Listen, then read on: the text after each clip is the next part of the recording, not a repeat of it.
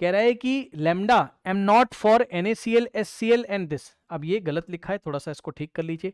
ये देखिए ये इन्फिनिटी लिखा हुआ है, ठीक है।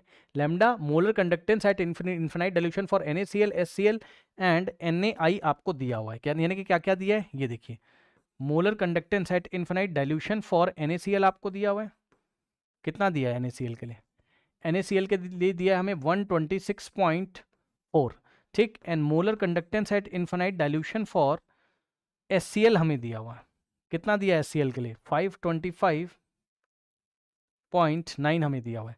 And molar conductance at infinite dilution for NaI हमें दिया हुआ है ना, सॉल्ट का नाम NaA रख दिया उसने, और कितना दिया है 100.5, ठीक। अब वो कह रहा है कि if the conductivity of the अच्छा ठीक ठीक ठीक, ये देखिए ये कॉन्सेंट्रेशन आपको दी हुई है 0.001 मोलर, ये क्या दिया है कॉन्सेंट्रेशन आपको दी है, किसकी कॉन्सेंट्रेशन है ये किसकी कॉन्सेंट्रेशन है मोलैरिटी में, HA नाम का कोई एसिड होगा, ठीक। इज दिस मतलब ये कप्पा दिया हुआ है, ये कप्पा दिया हुआ है, नहीं कप्पा ही है ना, हाँ कंडक्टिविटी, यस कप्पा दिया हुआ है, ये किसका कप्पा है, दिस इज द कप्पा, यानी कि कंडक्टिविटी फॉर HA का कप्पा हमें दिया हुआ है, कितना दिया हुआ है, ये दिया है 5 × 10 रेज़्ड टू द पावर -5 सीमेन पर सेंटीमीटर हमें दिया हुआ है। फिर कह रहा है degree of dissociation of HA, है ना। अब देखिए degree of dissociation of HA उसने अल्फा पूछा है, अल्फा फॉर HA उसने हमसे पूछा हुआ है। अब देखिए जरा, जो अल्फा फॉर HA होगा वो किसके इक्वल होगा, वो होगा molar conductance of HA at finite volume, ये देखिए at finite volume divided by molar conductance of HA acid at infinite dilution, है ना, इसके रेशियो के इक्वल होगा। अब देखिए जरा ध्यान से, ये तो हमारा यहां से निकल आएगा, ये तो हमारा इस इंफॉर्मेशन से निकल आएगा, ठीक। ये देखिए कैसे, ऐसे देखो lambda M infinite for HA, अब HA आपको लेके आना है, तो H और A कहां से मिलेगा, H यहां से मिलेगा, A यहां से मिलेगा, तो इन दोनों को पहले ऐड करोगे, यानी कि 425.9 है ना,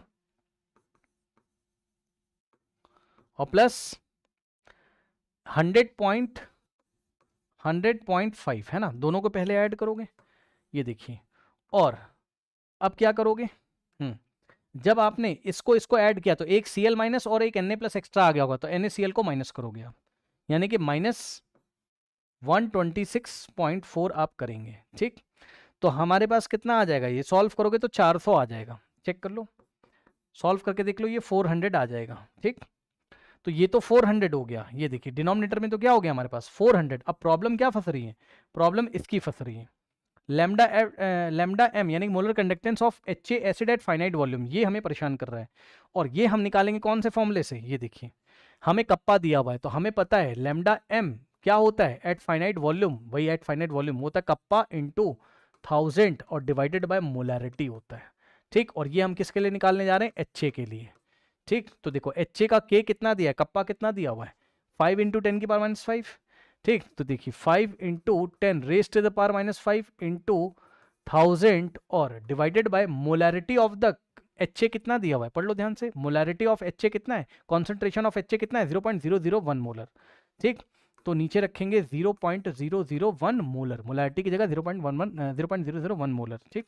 अब जरा ध्यान दें, ये वाला पॉइंट यहाँ आएगा, तो हमारे पास क्या हो जाएगा, देखिए 5 × 10 रेज़्ड टू द पावर, अब ऊपर 10 raised to the power -5, 10 raised to the power 3, 10 raised to the power -2 हो जाएगा, और नीचे 1 × 10 रेज़्ड टू द पावर, इधर गया है 3 प्लेस पॉइंट, तो -3 हो जाएगा, ठीक। इस तरीके से ये ऊपर जाएगा, तो 5 × 10 रेज़्ड टू द पावर -2 और +3, 1 का तो कोई मतलब है नहीं, है ना, तो ये हमारे पास आ जाएगा 5 × 10 रेज़्ड टू द पावर 1 का मतलब हो जाएगा 50।